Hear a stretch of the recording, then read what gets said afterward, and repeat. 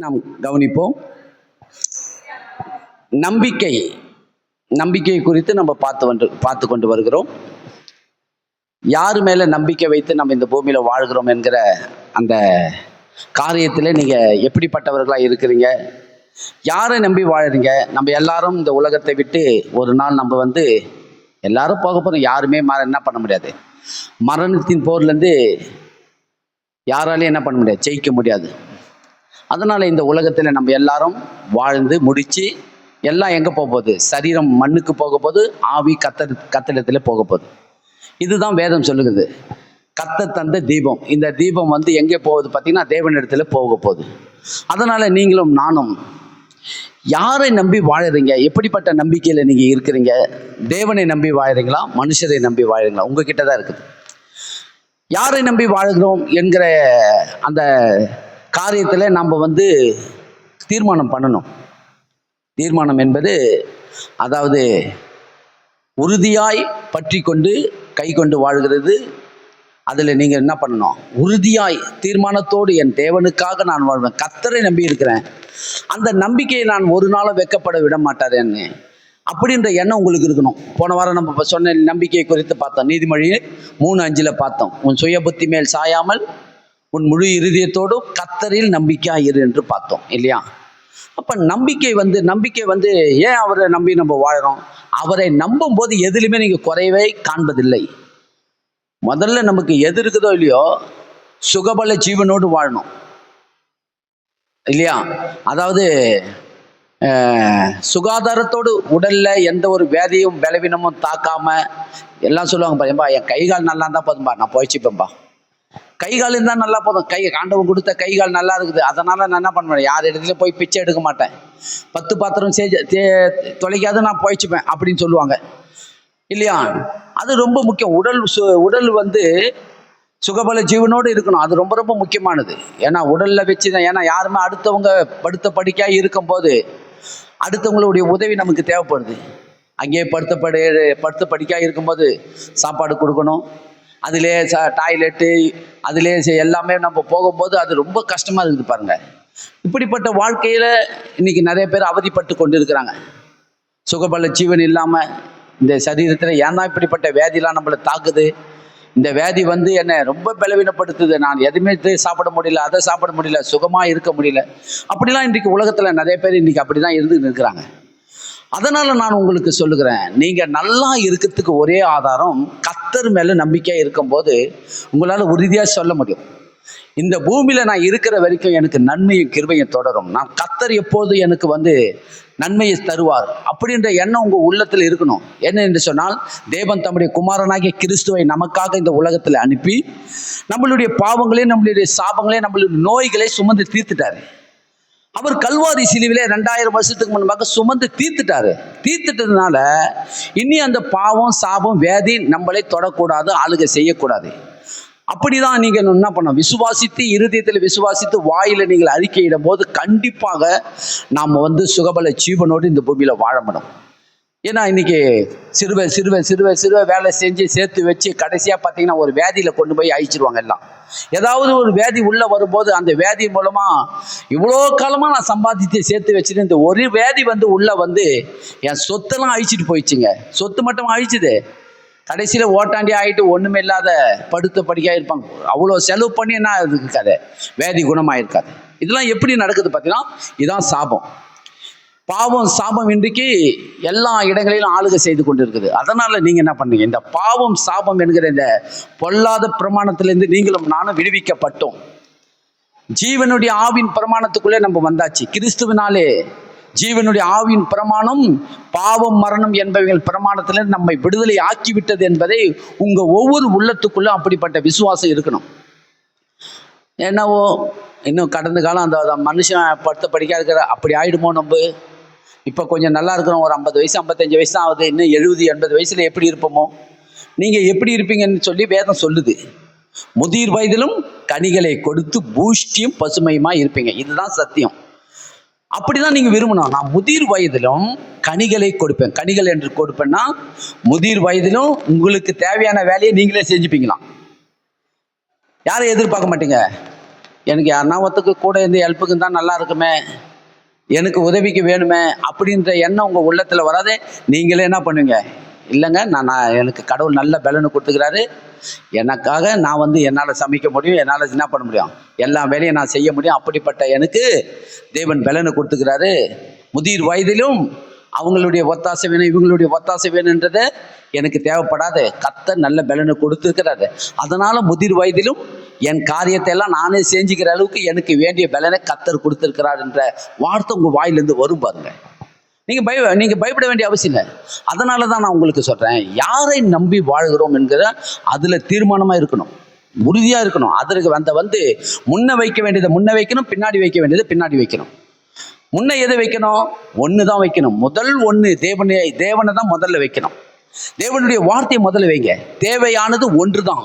கர்த்தர் சொல்றாரு, தேவையானது அது தேவை இது தேவை அப்படின்னு சொல்லிட்டு போல ஆண்டவர் மாத்தாலே தேவையானது ஒன்று, அதை பற்றிக்கொள் ஃபர்ஸ்ட். அதை பிடிச்சிங்கன்னா நீ இப்படிப்பட்ட, அதாவது எல்லா காரியத்திலும் நான் வருத்தப்படுகிறேனே அப்படின்னு சொல்றாங்க. அந்த மாத்தாள் சொல்றாங்க, எல்லா காரியத்திலும் நான் வருத்தப்படுகிறேன், வேலை செஞ்சு நீ வருத்தப்படுறதுக்கு காரணம் என்னன்னா, முதல் வைக்க வேண்டியதை வைக்கல, முதல் வைக்க வேண்டியதை என்ன பண்ணிட்ட பின்னாடி வச்சுட்ட, பின்னாடி வைக்க வேண்டியது முதல்ல வச்சுட்ட. முதல்ல இந்த வேலை செய்யணும் அந்த வேலை செய்யணும், அதுதான் முதல்ல இதுதான் முதல்ல, நீ அது மேல என்ன இருக்க, இல்ல முதல்ல என் கர்த்தரை நான் கனம் பண்ணுவேன், கர்த்தருக்கு முதலிடம் கொடுப்பேன், அப்பதான் போய் நான் அந்த வேலையை செய்யும் போது அந்த வேலை எனக்கு பாரமா இருக்காது. அதுதான் சொல்றாரு, முதல்ல எதை வைக்கணுமா, கர்த்தரை வைக்க வேண்டிய இடத்துல கர்த்தரை வைக்கணும், பின்னாடி வைக்க வேண்டிய இடத்துல பின்னாடி எல்லாத்தையும் வச்சிடணும். எல்லாம் சிலது தேவை, வேணான்னு சொல்லல ஆண்டவர், எல்லாம் வேணும். எதுவும் முதல்ல வைக்கணும், அதை முதல்ல வைக்க நீங்க கற்றுக்கொண்டீங்கன்னா கண்டிப்பாக நான் சொல்றேன், நீங்க எந்த இடத்துல இடறி விழுவதே கிடையாது.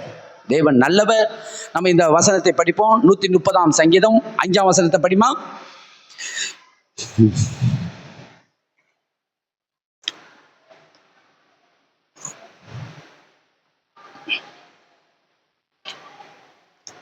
படிங்க. 130 சங்கீதம் 5 வசனம். கர்த்தருக்கு காத்திருக்கிறேன், என் ஆத்துமா காத்திருக்கிறது, அவருடைய வார்த்தையை நம்பி இருக்கிறேன். ஆமா, யாருக்காக காத்திருக்கிறாங்களோ, இந்த வேத புத்தகத்தை எழுதினவர் சொல்றாரு, கர்த்தருக்கு காத்திருக்கிறேன், என் ஆத்துமா காத்திருக்கிறது, அவருடைய வார்த்தையே நான் நம்பி இருக்கிறேன். அவ்வளவுதான் நீங்க செய்ய வேண்டியது. முதல்ல எது, என் தேவனுடைய வார்த்தையை நான் நம்பி இருக்கிறேன், அதனால நான் ஒரு காலமும் இடறி விழ மாட்டேன், ஒரு காலமா நான் யாரிடத்துல கையேந்தி நிற்க மாட்டேன், நான் வாங்குறவனா இருக்க மாட்டேன், கொடுக்கிறவனா இருப்பேன். இது சத்தியம். நீங்க வாங்க மாட்டீங்க. வாங்குறதுன்னு என்னது, எதனா ஒரு பொருள் இஎம்ஐல எடுத்துருவாங்க, எடுத்துட்டு கட்ட முடியாத அப்படியே நின்றுட்டீங்கன்னா அதுக்கு பேர் வாங்குறவன் இல்லை, அதுக்கு பேர் கொடுக்குறவன் இல்லை, வாங்குறவன். சரி, அந்த இஎம்ஐயை கட்டுறதுக்கு யாருக்கிட்டையாவது போய் கடனை வாங்கிடலாம், மேலே மேலே அங்கே வாங்கி இங்கே வாங்கி ஒரு சாதாரணமான கடன் பெரிய கடன் ஆகிடும். இன்றைக்கு நீங்களும் நானும் வாங்குறவர்களா இருக்கக்கூடாது, கொடுக்கிறவர்களா இருக்கணும்னா, கர்த்தருக்காக நீங்கள் நம்பி இருப்பீங்கன்னா கண்டிப்பா நீங்க வாங்குறவங்களா இருக்க மாட்டீங்க, கொடுக்கிறவங்களா இருப்பீங்க. எல்லாவற்றிலும் நான் கொடுக்கிறவனா இருப்பேன். யாருக்கெல்லாம் நான் வாக்கு கொடுத்தனோ அவங்களுடைய வாக்கின்படி, நான் என்னுடைய வாக்கின்படி நான் கொடுக்க செய்வேன். ஏன்னு சொன்னா தேவனுடைய நீதிமானா நான் இருக்கிறேன். யாருடைய நீதிமான்? நம்ம தேவனுடைய ரத்தத்தால் கழுவப்பட்ட நீதிமான்கள். எரேமியாவின் புத்தகம் 5 அதிகாரம் 7 வசனத்துக்கு வாங்க. அப்படியே எரேமியாவின் புத்தகம் 5:7 17 எரேமியா புத்தகம் 17:7.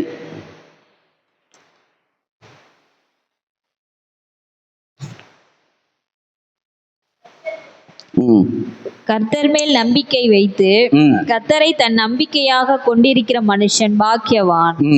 அவன் தண்ணீர் அண்டையிலே நடப்பட்டதும் கால்வாய் ஓரமாக தன் வேர்களை விடுகிறதும் உஷ்ணம் வருகிறதை காணாமல் இலை பச்சையா இருக்கிறதும் மழை தாட்சியான வருஷத்திலும் வருத்தமின்றி தப்பாமல் கனி கொடுக்கிறதுமான மரத்தை போலிருப்பான். போதும் பாருங்க, கர்த்தர் மேல் நம்பிக்கை வைத்து கர்த்தரை தன் நம்பிக்கையாய் கொண்டிருக்கிற மனுஷர்கள் பாக்கியவான்கள். பாக்கியவான் சொன்னால் ஆசீர்வதிக்கப்பட்டவர்கள். தேவனுடைய ஆசீர்வாதம் ஏதோ ஒரு மனுஷனுடைய ஆசீர்வாதம் கிடையாது. அந்த பெரியவர் என்னை ஆசீர்வதிச்சு அமைச்சாரு, 16 பெற்று பெருவாழ்வான்னு சொல்லி என்னை ஆசீர்வதித்தாரு, அந்த ஆசீர்வாதம் இல்லை. இது தேவனிலிருந்து, பரத்திலிருந்து, ஜோதிகளின் பிதாவிலிருந்து வருகிற ஆசீர்வாதத்திற்கு சுதந்திரவாளியா ஆக்கப்பட்ட அப்படிப்பட்ட ஆசீர்வாதம். கர்த்தர் மேல் நம்பிக்கையாய் இருந்து கர்த்தரை தன் நம்பிக்கையாய் கொண்டிருக்கிற மனுஷன் பாக்கியவான். அவன் எப்படிப்பட்டவனாய் வாழ்கிறான் பார்த்தீங்கன்னா, அவன் தண்ணீர் அண்டையிலே நாட்டப்பட்டதும். எந்த இடத்துல நாட்டப்பட்டவன்? தண்ணீர் அண்டை. ஒரு மரத்தை குறித்து ஒப்பிட்டு பேசுறார். நம்மளை எப்படி பார்க்கறான்னா, ஒரு மரம் எப்படி செழிப்பா அது பசுமையா இருக்குது. அதுக்கு எப்படி அது பசுமையா இருக்கிறதுக்கு என்ன காரணம் பார்த்தீங்கன்னா, அது தண்ணீர் இருக்கிற அது கால்வாய் ஓரமாய் அந்த மரம் இருக்கும் என்று சொன்னால், அந்த மரம் எப்பவுமே எப்படி இருக்குமா, பசுமையுமா இருக்கும்.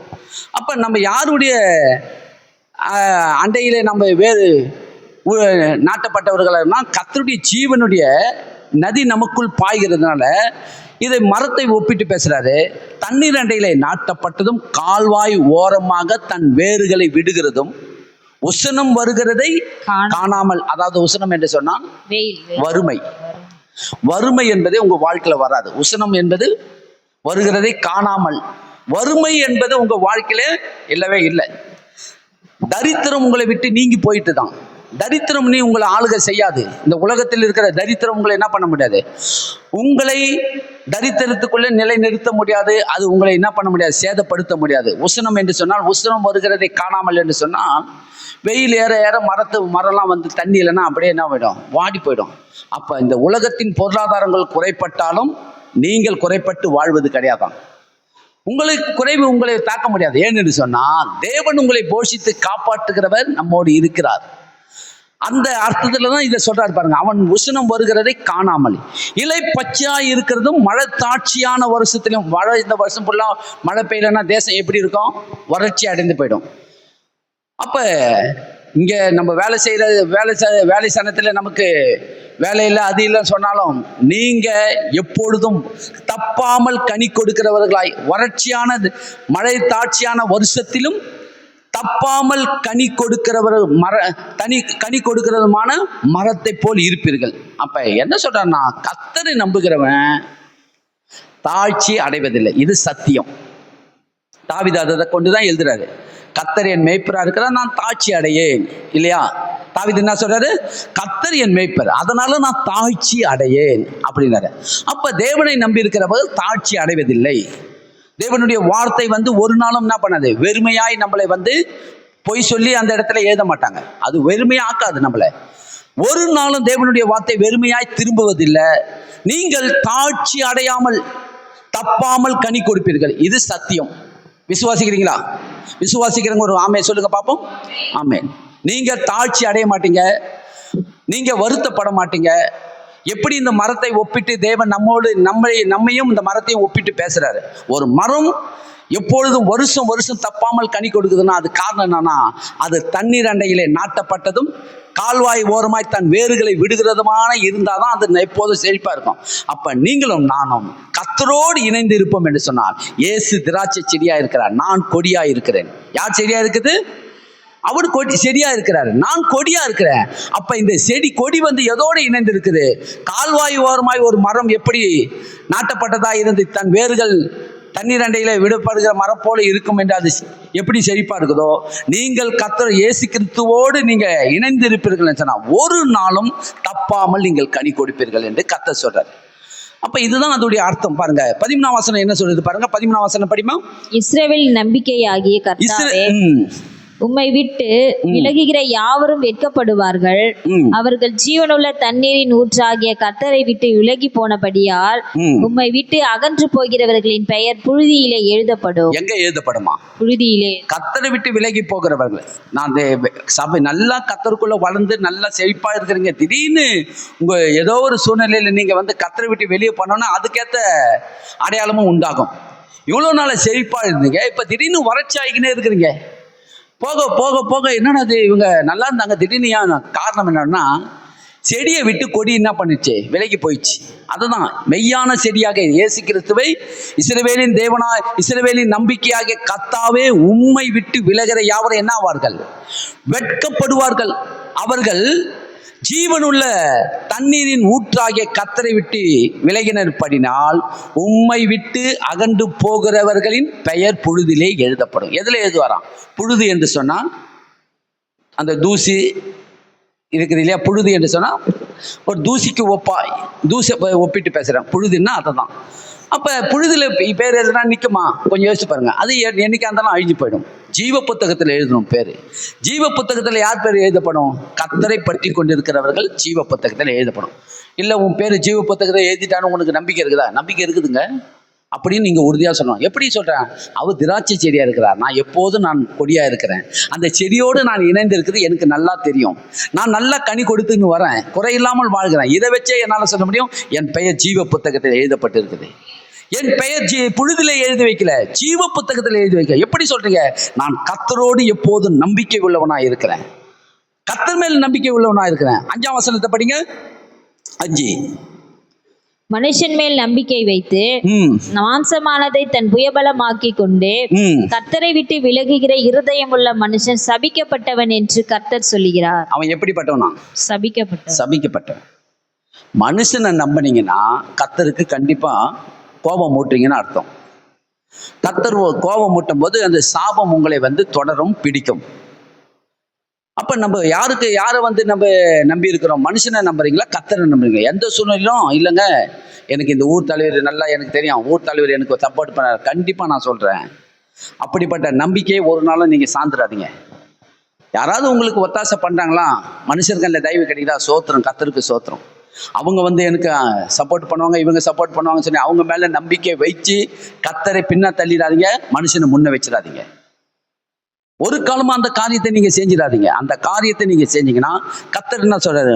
மனுஷன் மேல் நம்பிக்கை வைத்து மாமிசமானதை தன் புயபலமாக்கி கொண்டு, அதாவது மாமிசமான அந்த எனக்கு அவர் எம்எல்ஏ, அவர் தெரியுமா, அவர் பெரிய போஸ்டிங்ல இருக்கிறாரு, அவர் வந்தார்னா என்ன பண்ணுவாரு? எனக்கு எல்லாம் செய்வாரு. அதான் மாமிசமானவர் மேல தன் புயபலமாக்கி கொண்டு கர்த்தரை விட்டு விலகிற இருதயமுள்ள மனுஷன் எப்படிப்பட்டவன்?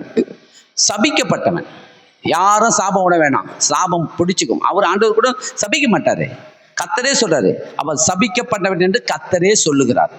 அப்ப உங்களுடைய நம்பிக்கை எப்படிப்பட்டதா இருக்கணும்? கர்த்தரை நம்பி வாழ்வீர்கள் சொன்னா நான் உங்களுக்கு சொல்லுகிறேன், இந்த பூமியில இருக்கிற வரைக்கும் உங்க சந்ததி ஆசீர்வாதமா இருக்கும். 1000 தலைமுறைக்கு நான் இரக்கத்தை செய்வேன். எத்தனை தலைமுறைக்கு இரக்கத்தை செய்வேன்? கர்த்தருடைய கற்பனைகளும் அவருடைய கட்டளைகளை கை கொண்டு அவர் மேல் நம்பிக்கையா இருக்கிற மனுஷன் 1000 தலைமுறைக்கு இரக்கத்தை செய்வாராம் கர்த்தர். எத்தனை தலைமுறைக்கு?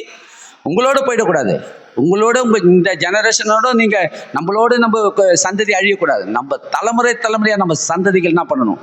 இயேசு கிறிஸ்துவை பற்றி நடக்க வேண்டும், அவருடைய வழியில நடக்கிறவர்களா இருக்க வேண்டும். அப்ப உங்களுடைய நம்பிக்கை அவரை சார்ந்து இருக்கும் என்று சொன்னால் நல்லா கண்டிப்பாக நான் சொல்றேன், உங்களோடு போவாது, உங்க சந்ததிகளும் 1000 தலைமுறைக்கு இரக்கத்தை பெற்று வருவார்கள். எடுத்துக்கொள்ளுங்க லூக்காவின் சுவிசேஷம் 4ஆம் அதிகாரம். நல்ல அருமையான இந்த காரியத்தை சில காரியத்தை நான் உங்களுக்கு காட்டுறேன். லூக்காவின் சுவிசேஷம் 4ஆம் அதிகாரம். இங்க பாருங்க, நம்பிக்கையை ஆண்டவர் மேல நம்பிக்கை கொஞ்சம் கூட இல்லை இந்த ஜனங்களுக்கு. நல்ல ஆண்டவர் எதுக்காக அவர் மகனை அனுப்புறாரு இந்த உலகத்துக்கு? தேவன் தம்முடைய குமாரன் இந்த உலகத்துக்காக அனுப்புறாரு. உலகத்தை மீட்டெடுக்கணும், ஆபிரகாமுடைய சந்ததியை நிலைநிறுத்தணும்னா ஆண்டவர் இந்த உலகத்துக்கு அந்த சந்ததியில வராரு. ஆபிரகாமுடைய சந்ததியிலே இயேசு கிறிஸ்து பிறக்கிறார். யூதருடைய வம்சத்துல தான் கர்த்தர் இயேசு கிறிஸ்து பிறக்கிறார். யூதர்களுக்கு தான் முதலிடம் கொடுக்கணும்னு சொல்லி ஆண்டவர் விரும்புறார். ஆனா என்ன ஆகுதுன்னா, இந்த ஜனங்க இயேசு கிறிஸ்துவை என்ன பண்ணல, ஏற்றுக்கொள்ளல, அவர் மேல் நம்பிக்கை வைக்கல. பாருங்க, எடுத்து படிங்க, 16ல இருந்து படிங்க. லூக்காவின் சுவிசேஷம் 4ஆம் அதிகாரம் 16ஆம் வசனத்தை படிங்க. பின்பு இயேசு 16 தாம் வளர்ந்த ஊராகிய நாசரேத்துக்கு அவர் தம்முடைய வழக்கத்தின்படியே ஓய்வு நாளில் ஜெப ஆலயத்திலே பிரவேசித்து வாசிக்க எழுந்து நின்றார். அப்பொழுது ஏசாயா தீர்க்கதரிசியின் புஸ்தகம் அவரிடத்தில் கொடுக்கப்பட்டது. அவர் புஸ்தகத்தை விரித்த போது, கர்த்தருடைய ஆவியானவர் என் மேல் இருக்கிறார், தரித்திரருக்கு சுவிசேஷத்தை பிரசங்கிக்கும்படி என்னை அபிஷேகம் பண்ணினார், இருதயம் நறுங்குண்டவர்களை குணமாக்கவும், சிறைப்பட்டவர்களுக்கு விடுதலையையும், குருடருக்கு பார்வையும் பிரசித்தப்படுத்தவும், நொறுங்குண்டவர்களை விடுதலையாக்கவும், கர்த்தருடைய அனுக்கிரக வருஷத்தை பிரசித்தப்படுத்தவும் என்னை அனுப்பினார் என்று எழுதியிருக்கிற இடத்தை அவர் கண்டு வாசித்து புஸ்தகத்தை சுருட்டி பணிவிடைக்காரனிடத்தில் கொடுத்து உட்கார்ந்தார். ஜெப ஆலயத்தில் உள்ள எல்லாருடைய கண்களும் அவர் மேல் நோக்கமாயிருந்தது. அப்பொழுது அவர் அவர்களுடைய பேசத் தொடங்கி, உங்கள் காதுகள் கேட்க இந்த வேத வாக்கியம் இன்றைய தினம் நிறைவேறிற்று என்றார். எல்லாரும் அவருக்கு நற்சாட்சி கொடுத்து அவருடைய வாயிலிருந்து புறப்பட்ட கிருபையுள்ள வார்த்தைகளை குறித்து ஆச்சரியப்பட்டு, இவன் யோசேப்பின் குமாரன் அல்லவா என்றார்கள். நிறுத்திங்க பாருங்க, இயேசு இந்த உலகத்துக்கு அநேக இடங்களில் சுவிசேஷம் அறிவிச்சுட்டு அவர் வளர்ந்த தாம் சொந்த ஊருக்கே வராது. சொந்த ஊருக்கே நசரத் என்கிற அவருடைய சொந்த ஊருக்கு வந்த உடனே அங்கே ஜெபாலயத்துக்கு ஓய்வு நாளிலே ஜெபாலயத்துக்கு போகிறாரு. போன உடனே எல்லாரும் ஆராதனை முடிச்சிட்ட உடனே சங்கீத புத்தகம் அநேக புத்தகங்களை வாசிப்பாங்க பாருங்க. வாசிக்கிற போது அப்போ இயேசு கிறிஸ்துக்கிட்ட வாசிக்கிறதுக்கு கையில் கொடுக்குறாங்க. இயேசு கிறிஸ்து என்ன பண்ணார் பார்த்தீங்கன்னா, ஏசாயா தீர்க்கதரிசியின் புஸ்தகம் 61ஆம் அதிகாரத்தில் இருக்குது இந்த தலைப்பு எல்லாம். அப்படியே அங்கே கர்த்தருடைய ஆவியானவர் என் மேல் இருக்கிறார்ன்றதை அதில் சொல்லப்பட்டதை எடுத்து வாசிக்கிறாரு. வாசித்து அவர் சொல்கிறாரு, அப்பொழுது ஏசாயா தீர்க்கதரிசி புஸ்தகம் அவரிடத்திலே கொடுக்கப்பட்டது. அவர் புஸ்தகத்தை விரித்து, கர்த்தருடைய ஆவியானவர் என் மேல் இருக்கிறார், தரித்திரருக்கு சுவிசேஷத்தை பிரசங்கிக்கும்படி என்னை அபிஷேகம் பண்ணினார், இருதயம் நறுங்குண்டவர்களை குணமாக்கவும், சிறைப்பட்டவர்களுக்கு விடுதலையும், குருடர்களுக்கு பார்வையும் பிரசித்தப்படுத்தவும், நொறுங்குண்டவர்களை விடுதலையாக்கவும், கர்த்தருடைய அனுகிரக வருஷத்தை பிரசித்தப்படுத்தவும் என்னை அனுப்பினார் என்று எழுதியிருக்கிற இடத்தை அவர் கண்டு வாசித்து புஸ்தகத்தை சுருட்டி பணிவிடைக்காரரிடத்திலே கொடுத்து உட்கார்ந்தார். ஜெபாலயத்தில் உள்ள எல்லாருடைய கண்களும் அவர் மேல் நோக்கமாயிருந்து, அப்பொழுது அவர் அவர்களோடு பேசத் தொடங்கி, உங்கள் காதுகள் கேட்க இந்த வேத வாக்கியம் இன்றைய தினம் நிறைவேற்றியது என்றார். எல்லாரும் அவருக்கு நற்சாட்சி கொடுத்து அவருடைய வாயிலிருந்து புறப்பட்ட கிருபை உள்ள வார்த்தைகளை குறித்து ஆச்சரியப்பட்டு, இவன் யோசேப்பின் குமாரன் அல்லவா என்றார். என்னவா பார்த்தாங்க பார்த்தீங்கன்னா, இவரை மாம்ச ரீதியாய் இயேசு, அதாவது மரியாள் இவளை பெற்றெடுத்தால், யோசேப்பு இவனுடைய தகப்பன், யூதா யாக்கோப்பெல்லாம் இவங்களுடைய சகோதரர்கள், அப்படி என்ற நோக்கத்தில் பார்த்து இவர் மேலே யாருக்குமே நம்பிக்கை வரல. இவங்க எப்படி பார்த்தாங்க? மாம்ச ரீதியாக பார்த்தாங்க. இயேசு சொல்றாரு, உங்களுக்காகவே என் பிதா என்னை அனுப்பினாரு, உங்களை தரித்திரத்தில் இருக்கிற யாவரையும் ஐஸ்வர்யவானாய் ஆக்குவதற்காகவே நான் வந்திருக்கிறேன், இருதயம் நறுங்குண்டவர்களை குணமாக்கும்படி வந்திருக்கிறேன், சிறைப்பட்டவர்களை விடுதலையாக்கவும், குருடர்களுக்கு பார்வையை பிரசித்தப்படும்படி, நொறுங்குண்ட இருதயத்தெல்லாம் கட்டி சுகமாக்கும்படி நான் வந்திருக்கிறேன் அப்படின்னு சொல்லும் போது, யாருமே இவங்க எத்தர் கூட என்ன பண்ணல, இவர் மேல நம்பிக்கை வைக்கல, விசுவாசம் வைக்கல. பாருங்க, வந்ததே யூதர் குலத்துல தான் பிறந்த முதல்ல யாருக்கு, அதை தான் என்ன சொல்றாரு, முந்தினோர் பிந்தினோராயும் பிந்தினோர் முந்தினோராயும் ஆக்கப்படுவார்கள். முந்தினோர் யாரு? யூதர்கள். யூதர்களுக்கு தான் என்னது? சுகம், பிள்ளைகளுடைய அப்பம், சந்தோஷம் அவங்களுக்கு, சமாதானம் அவர்களுக்கு, ஆபிரகாமுடைய ஆசீர்வாதம் எல்லாம் அவங்களுக்கு தான், இஸ்ரவேல் வம்சத்தாருக்கு தான். இஸ்ரவேலுடைய காணி ஆட்சிகள் எல்லாம் இஸ்ரவேலுக்கு தான் கர்த்தர் கொடுக்கணும்னு தான் தேவனுடைய திட்டம். ஆனா இந்த இஸ்ரவேல் ஜனங்க என்ன பண்ணல, இவர் மேல நம்பிக்கை வைக்கல. இவர் மேல என்ன வைக்கல? விசுவாசம். நம்பிக்கை இருக்கணும், விசுவாசம் இருக்கணும். ரெண்டுமே இவங்க இடத்துல காணோம். பாருங்க, உங்களுக்காக தான் நான் வந்திருக்கிறேன், உங்களுக்காகவே தன் ஜீவனை கொடுக்கும்படி வந்திருக்கிறேன், உங்களுக்காக தான் நான் வந்திருக்கிறேன், உங்களை ஆசீர்வதிக்க தான் வந்திருக்கிறேன். எல்லாரும் அநேகர் இருதய நறுங்குண்டவர்கள் இருக்கிறாங்க, இருதய காயப்பட்டவர்கள் இருக்காங்க.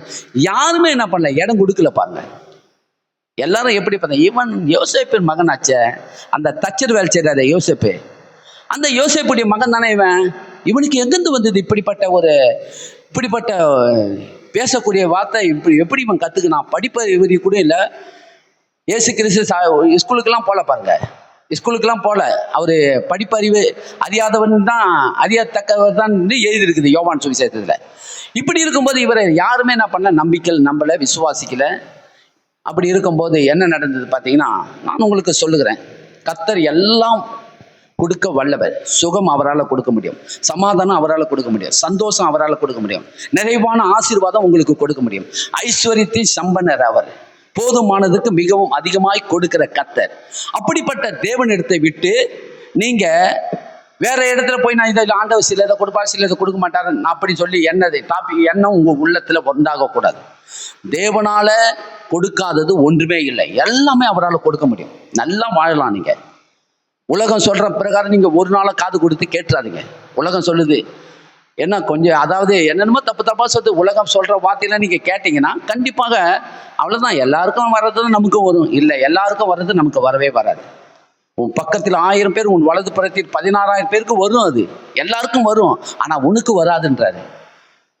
அப்ப நீங்க என்ன பண்ணணும்? இதை நீங்க எப்படிப்பட்ட நோக்கத்தோடு கத்தரிக்கிட்ட நீங்க சேர்ந்து இருக்கணும், எப்படி நீங்க அவரை பற்றி கொண்டு வாழணும், இதுல நீங்க என்ன பண்ணணுமா, ஆணித்தனமாய் உறுதியாய் இருக்கிறவர்களா இருக்க வேண்டும். இந்த ஜனங்கள் ஒருத்தர் கூட இவரை நம்பல, விசுவாசிக்கல. இவர் சொல்றாரு, என்ன சொல்றாரு தெரியுமா?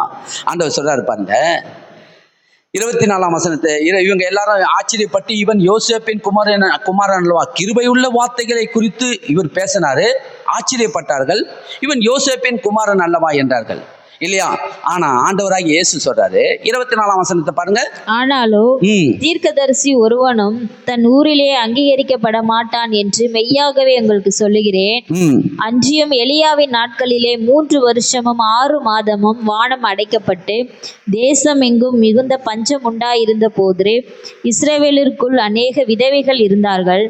ஆயினும் எலியா சீதோன் நாட்டில் உள்ள சரப்தா ஊரில் இருந்து ஒரு விதவையினிடத்திற்கு அனுப்பப்பட்டனே அல்லாமல் மற்றொருவனிடத்திற்கும் அனுப்பப்படவில்லை. அல்லாமலும் எலிசா தீர்க்கதரிசியின் காலத்தில் இஸ்ரவேலருக்குள்ளே அநேகம் குஷ்டரோகிகள் இருந்தார்கள். ஆயினும் சீரியா தேசத்தானாகிய நாகமானே அல்லாமல் அவர்களில் வேறு ஒருவனும் சுத்தமாக்கப்படவில்லை என்று சத்தியத்தின்படியே உங்களுக்கு சொல்லுகிறேன் என்றார். என்ன சொல்றாரு? ஆனாலும் தீர்க்கதரிசி ஒருவன் தன் ஊரிலே அங்கீகரிக்கப்பட மாட்டான் என்று மெய்யாகவே உங்களுக்கு சொல்லுங்க. இது சத்தியம்.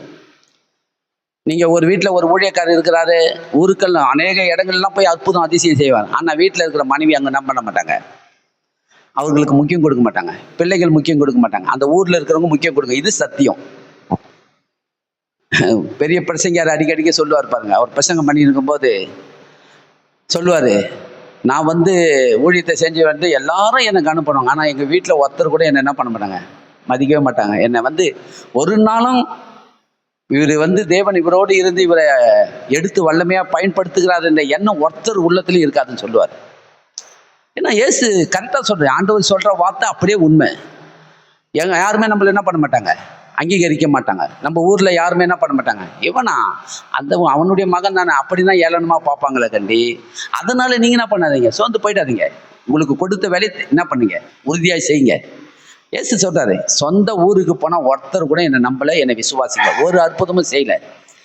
அதுக்கு விளக்கம் ஒன்று சொல்றாரு, அன்றியும் எலியாவின் நாட்களிலே 3 வருஷமும் 6 மாதம் வானம் அடைக்கப்பட்டு தேசமெங்கும் மிகுந்த பஞ்சம் உண்டாயிருந்த போது இஸ்ரவேலுக்குள்ளே அநேக விதவைகள் இருந்தார்கள். ஆயினும் எலியா சீதோன் நாட்டிலே உள்ள சார்பத் ஊரிலிருந்து ஒரு விதவின் வீட்டிற்கு அனுப்பப்பட்டான அல்லாமல் மற்றொரு இடத்திலும் அனுப்பப்படவில்லை. என்ன சொல்றாரு? இஸ்ரவேலுக்குள்ள ஏராளமான விதவைங்க இருந்திருக்கிறாங்க, ஆயிரக்கணக்கான விதவைங்க இருந்தாங்களாம். இஸ்ரவேலுக்குள்ள எக்கச்சக்கமான விதவைங்க இருந்தாங்க, ஆயிரக்கணக்கான விதவைங்க இருந்தாங்க. இஸ்ரவேல் ஜனங்களுக்குள்ள ஏன் அனுப்பல? யாருமே என்ன பண்ணல, கர்த்தரை கனம் பண்ணல, அவருக்கு கொடுக்க வேண்டிய முதலிடம் கொடுக்கல, அவர் மேல வைத்திருக்கிற நம்பிக்கையை ஒருத்தரும் என்ன பண்ணல, முழுமையாய் செலுத்தல. கர்த்தர் இல்லைன்னா இஸ்ரவேலுக்குள்ளதான் யாராவது விதவிட்டு தான் அமைச்சிருக்கணும். ஏன்னா தேவன் இஸ்ரவேல் வம்சத்தை தான் ஆண்டவர் வழிநடத்தின்னு வர்றாரு. ஆனா இஸ்ரவேலுக்குள்ள ஒரு விதவியும் வீட்டுக்கும் அனுப்பாம புறஜாதியாயிட்டே சார்பாத்து ஊருக்கு அனுப்புறாரு.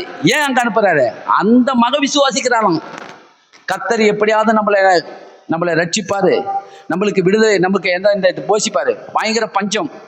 அந்த அம்மா என்ன பண்ணுது, ஒரு பிடி மாவும் கொஞ்சம் எண்ணெயும் தான் என்ன பண்ணுது, கலசத்துல வச்சுருக்குதுன்னு சொல்லுது. எலியாவை அனுப்பும் போது சொல்லுது, நானும் என் பிள்ளையாண்டனா சாப்பிட்டு சாகிற நிலைமையில இருக்கிறேன்னு சொல்லுது. ஆனா அந்த ஊருக்கு ஏன் அனுப்புறாரு? அந்த அம்மா உள்ளத்துல தேவனை விசுவாசிக்கிற எண்ணம் இருந்திருக்குது, அதனால தான் அங்க அனுப்புனாராம். இஸ்ரவேலுக்குள்ள யாருமே என் மேல நம்பிக்கை வைக்கல, விசுவாசம் வைக்கல. எவ்வளவு விதவைங்க இருக்கிறாங்க, யாருமே என்ன விசுவாசிக்கல. இன்னைக்கு நடக்கிற மாதிரி தான் அன்னைக்கும் என்ன பண்ணாத. பஞ்சத்தின் காலத்துல புறச்சாதி வீட்டுக்கு எலியாவை நான் அனுப்பினேன். ஏன் எலியாவை அங்க அனுப்பினாரு? என் பிதா. ஏன்னா அந்த அம்மாக்குள்ள இருக்கிற விசுவாசம் இஸ்ரவேலுக்குள்ள இல்ல, நம்பிக்கை இல்லைன்றாரு. இன்றைக்கு சபையில வருகிற உங்களுக்கு சொல்றேன், நம்பிக்கையில நீங்க எப்படி இருக்கணும்னா, நான் சொல்றேன், என்ன பேசினாலும் சரி, பேசாமதான் கர்த்தர் எங்க பார்த்துன்னு சும்மா தானே இருக்கிறாரு. கர்த்தர் ஒரு இதுவா பேசுறாங்க, நல்லா சபையில உட்காந்துக்கிறது எங்க செய்யறாரு? அநியாயக்காரன் தான் நல்லா இருக்கிறான், நம்ம எங்க நல்லா இருக்கிறோம்? இப்படிலாம் பேசாதீங்க, தயவு செஞ்சு. அப்படிலாம் பேசுறீங்கன்னா ஆண்டவர் கண்டிப்பாக இவ்வளோ நாளா வழி நடத்தின்னு வந்தாரு, உணவு கொடுத்து, உடுத்திக்கொள்ள உடையை கொடுத்து, அநேக மனுஷர்களில் தயவை கொடுத்து அற்புதமாக நடத்தி வந்த தேவன் ஏதோ ஒரு பிரச்சனை வருதுன்னா அந்த பிரச்சனை மத்தியில் ஒரு நன்மை செய்ய போறாரு உங்களுக்கு. அதில் நீங்கள் சோர்ந்து போயிடக்கூடாது. அந்த இடத்துல நீங்கள் வேற மாதிரி பேசக்கூடாது. கர்த்தர் இந்த இஸ்ரவேல் ஜனங்க என்ன பண்ணாங்களாம், ஒருத்தர் கூட நம்பிக்கை வைக்கலாம். அதனால தான் என்ன சொல்றாரு, அந்த இடத்துல சொல்றாரு, இந்த ஊருக்குள்ள சொல்றாரு, சாரிபாத்துவிற்கு ஏன் அனுப்பினேன், இஸ்ரவேலுக்குள்ள ஏராளமான விதவைங்க இருந்தும் 3 வருஷம் 6 மாதம் பூமியில மழை பெய்யல. நம்ம யாக்கோப்புல புத்தகத்தை எழுதிக்கிறார்ல, யாக்கோப்பு 3 வருஷம் 6 மாதம் மழை பெய்யல. எதை வச்சு எழுதினார்? கரெக்டா 3 வருஷம் 6 மாதம். இப்ப அவரு சுவிசேஷம், அதாவது ஊழியர் செய்யும் போது இவங்க எல்லாம் கூட இருந்தாங்க. இயேசுவே சொல்றாரு 3, ஆனா இப்ப முன்ன நம்ம பார்த்தோம்னா 3 வருஷம் மழை பெய்யலன்னு போட்டுருக்கோம். ஆனா இங்க 3 வருஷம் 6 மாதம்னு சொல்லி கர்த்தர் கரெக்டான மென்ஷன்மெண்ட் பண்ணி சொல்லியிருக்கிறார் இயேசு. அதை வச்சுதான் யாக்கோப்பு என்ன பண்ணாரு, 3 வருஷம் 6 மாதம் தேசத்துல மழை பெய்யல. நம்மை போல பாடுள்ள மனுஷனாகிய எலியா ஜெபம் பண்ணாரு, கர்த்தர் அதை கேட்டு அதன்படி செய்தாருன்றாரு. இயேசு சொன்னதை வைத்துதான் அவர் கரெக்டா யாக்கோப்பின் புத்தகத்துல போய் எழுதுறாரு இல்லையா. 3 வருஷம் 6 மாசம் இங்க என்ன ஆயிடுச்சு, பஞ்சம் உண்டாயிட்டது. 6 மாதம் மழை பெய்யல, வானம் அடைக்கப்பட்டது. அப்ப இஸ்ரவேலுக்குள்ள ஏராளமான விதவைகள் இருந்தும் சாரிபாத் ஊருக்கு எதுக்கு அனுப்பின, அந்த விதவிக்குள் இருக்கிற நம்பிக்கையும் விசுவாசம் உங்களுக்குள்ள இல்லையேன்னு தான் தேவன் வருத்தப்படுறாரு. அதான் உண்மை. சபைக்கு நம்ம இவ்வளவு வார்த்தைகளை கேட்டு புறஜாதி மக்களுக்குள்ள இருக்கிற அன்பும் விசுவாசமும் நம்மள என்ன பண்ணக்கூடாது, நம்மள ஒரு நாளும் அதை மட்டப்படுத்தி அவங்க மேல இருக்கிற மாதிரி நம்ம கீழே இருக்கிற மாதிரி இல்லாதபடிக்கு உங்ககிட்ட தான் இருக்குது. நீங்க தான் என்ன பண்ணணும், எந்த அளவுக்கு நீங்க எங்க போனாலும் எந்த அளவுக்கு அவர் மேல நம்பிக்கை இருக்கிறீங்களோ அந்த நம்பிக்கையை உறுதிப்படுத்த வேண்டும். அதுக்கு அடுத்தது இன்னொன்னு சொல்றாரு பாருங்க, அல்லாமலும் எலிசா தீர்க்கதரிசியின் காலத்திலே இஸ்ரவேலுக்குள்ளே அநேக குஷ்டரோகிகள் இருந்தார்கள். ஆயினும் சீரியா தேசத்தனாகிய நாகமான் அல்லாமல் அவர்களில் ஒருவரும் சுத்தப்படவில்லை என்று சத்தியத்தின்படி உங்களுக்கு சொன்னேன். இஸ்ரவேலுக்குள்ள ஏராளமான குஷ்டரோகி, ஆயிரக்கணக்கான குஷ்டரோகி. அந்த குஷ்டரோகி ஒருத்தர் என்ன பண்ணல, என் தேவன் எனக்கு சுகம் தருவாரு, ஏகவா ராப்பா எனக்கு சுகம் தருவார், என் கர்த்தர் என் பரிகாரி என்கிற எண்ணம் ஒவ்வொரு உள்ளத்திலையும் இல்லையாங்க. இதை சொல்றாரு. பழைய ஏற்பாட்டு காலத்துல நடந்ததெல்லாம் சொல்றாரு. எவ்வளோ குஷ்டரோகி இருந்தாங்க, ஒரு குஷ்டரோகி கூட என்னால சுகமாக்க முடியும். ஏன் சுகமாக்க முடியல? நீங்க விரும்பாம தேவனால ஒண்ணுமே செய்ய முடியாது. நீங்க விரும்பணும், எனக்கு சுகம் வேணும் ஆண்டவரே, இந்த படுக்கையை மாற்றி போடுங்கப்பா, நான் எழுந்து மறுபடியும் சுகபல ஜீவனோடு இந்த பூமியில நான் இருக்கணும், இந்த பலவீனத்தின் நிமித்தம் நான் படுத்த படிக்க இருக்கிறேன். நீங்க ஏகவா ராப்பா சுகம் தருகிற நீங்க இருக்கிறேன். குஷ்டரோகி ஒருவன் கூட தேவனிடத்துல சுகத்துக்காக நிக்கலையாம். எவ்வளவு குஷ்டரோகிங்க நாங்க இஸ்ரவேலுக்குள்ள, ஒருத்தர் கூட நான் குணமாக்க முடியல. ஏன் குணமாக்க முடியல? கர்த்தர்கிட்ட வல்லமை இல்லையா, இல்ல அவருக்குள்ள அந்த சுகமாக்கக்கூடிய தன்மை இல்லையா? அவரால் கூடாதது ஒன்றுமில்லை. ஏன்னா இஸ்ரவேலுக்குள்ள இருக்கிற குஷ்டரோகி ஒருவரும் இவரை நம்பி இவரிடத்துல என்ன ஆகல, இவரிடத்துல விரும்பல, சுகமாக்குவதற்கு விரும்பல. அதனாலதான் அவனா சீரியா தேசத்தானாகிய நாகமானுக்கு கிடைத்த அந்த குஷ்டரோகத்திலிருந்து விடுதலை கிடைக்குன்னா அவன் விரும்பினான். அந்த மனுஷன், நான் சுகமாகினேன். சாதாரண ஒரு பெண் வீட்டிலே வேலை செய்யக்கூடிய அந்த பணிப்பெண்ணுடைய வார்த்தையை கேட்டு விசுவாசத்தோடு இஸ்ரவேலுக்குள்ளே புறப்பட்டு வந்தார் நாகமான். உண்மையா இல்லையா? எத்தனை பேர் கவனிக்கிறீங்க? இது சத்தியம், இது நடந்தது. நாகமான் புறப்பட்டு எங்கேருந்து, சீரியா தேசத்திலிருந்து புறப்பட்டு இஸ்ரவேலிலே ஒரு தீர்க்கதரிசி இருக்கிறாரு. கர்த்தர் அவரோடு இருந்து பெரிய காரியத்தை செய்யறாரு. நான் சுகமாகும்படி நான் புறப்பட்டு போகிறேன்னு சொல்லி தாகத்தோடு விசுவாசத்தோடு அந்த சிறு பெண்ணு சொன்ன வார்த்தையை விரும்பி வந்தாரு. சுகமாகி போனாரா, சுகமாகாம போனாரா? சொல்லுங்க. பரிபூர்ணமான சுகமானார். குழந்தையின் மாமிசத்தை போல அவர் மாமிசம் ஆக்கப்பட்டது. இஸ்ரவேலுக்குள்ள ஏராளமான குஷ்டரோகி, அவங்கள சுகமாக்கல. ஏன் சுகமாக்கல? யாருமே விரும்பல. தேவன் மேல நம்பிக்கை வைக்கல. நீங்க நம்புங்க, விசுவாசத்தோடு என்ன பண்ணுங்க, கர்த்தரிடத்தில் நீங்க கேட்கும் போது கர்த்தரால முடியாதது ஒன்றுமே இல்லை. அப்ப இதை சொல்றாரு, இவ்வளவுலாம் நடந்தது, நீங்க யாருமே என்ன பண்ணல, நம்பிக்கை என் மேல வைக்கல. வேதியிலிருந்து குணமாக்குகிற அவரால் குணமாக்க முடியாதா? வேதியிலிருந்து எப்படியாப்பட்ட வேதி தேவனால குணமாக்க முடியும். ஏன்னா அவர் தான் சிருஷ்டிகர், அவர் தான் உருவாக்கினவர், அவர் தான் படைத்தவர். எந்த உறுப்புகள் செயலடைந்து போயிட்டோ அந்த உறுப்பை சரி செய்ய முடியும் அவரால். முடியுமா? முடியாதா? கண்டிப்பா முடியும். உங்களுக்குள்ள நான் சொல்றேன். அதனால நீங்க சபைக்கு கொஞ்சம் பேரா இருந்தாலும் நான் சொல்றேன், இந்த கொஞ்சம் பேரு நம்பிக்கையில நீங்க வலதுபுறமும் இடதுபுறமும் சாயாமல் ஒரே நிலையா நீங்க நிற்பீங்களே சொன்னா கண்டிப்பாக இந்த உலகத்தையே ஒரு கலக்கலாம். உங்களால கலக்க முடியும். கண்டிப்பா உங்களால கலக்க முடியும். உங்க நம்பிக்கை எப்படிப்பட்டதா இருக்கணும்னா, எப்போதும் அசைவுள்ளவர்களா இராமல் உறுதியா இருக்கணும். அப்படிப்பட்ட நம்பிக்கை இருக்கணும். என் கர்த்தர் எனக்கு ஏகவா ராப்பா சுகம் தருவார். ஏகவா ஷம்மா கூடவே இருப்பார். ஏகவா நிசி எப்பொழுதும் வெற்றி தருவார். ஏகவா ஷாலோம் ஒரு நாளும் குறையில்லாமல் உலகம் தர முடியாத சமாதானம் எனக்கு தருவார். பாருங்க, அவருடைய பேர் இதெல்லாம். ஏகவா ஏலோகிம் எங்கும் நிறைந்தவர் இல்லையா? ஏகவா ரா நல்ல மேய்ப்பர். எபி நேசர் இதுவரைக்கும் உதவி செய்தவர், இன்னமும் உதவி செய்வார்.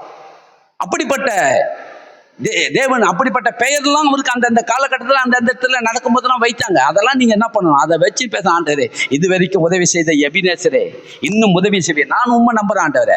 அப்படி இருக்கணும். நீங்க ஏகவாய் ராப்பா சுகம் தருகிற தெய்வம், இது வரைக்கும் சுகமல்ல ஜீவனோடு என்ன நடத்துங்க.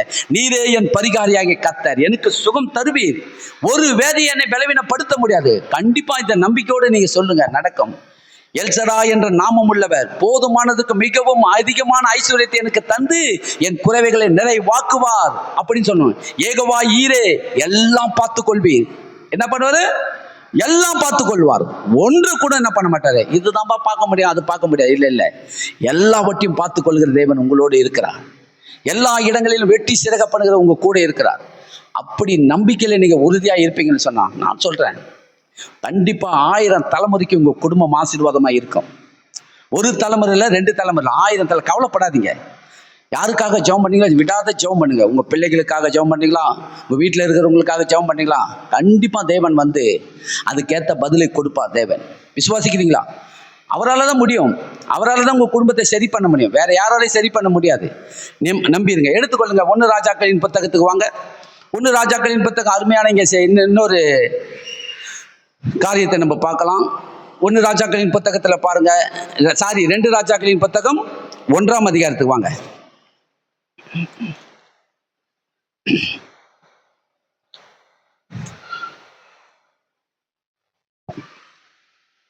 2ஆம் வசனத்திலிருந்து 8 வரைக்கும் படிங்க.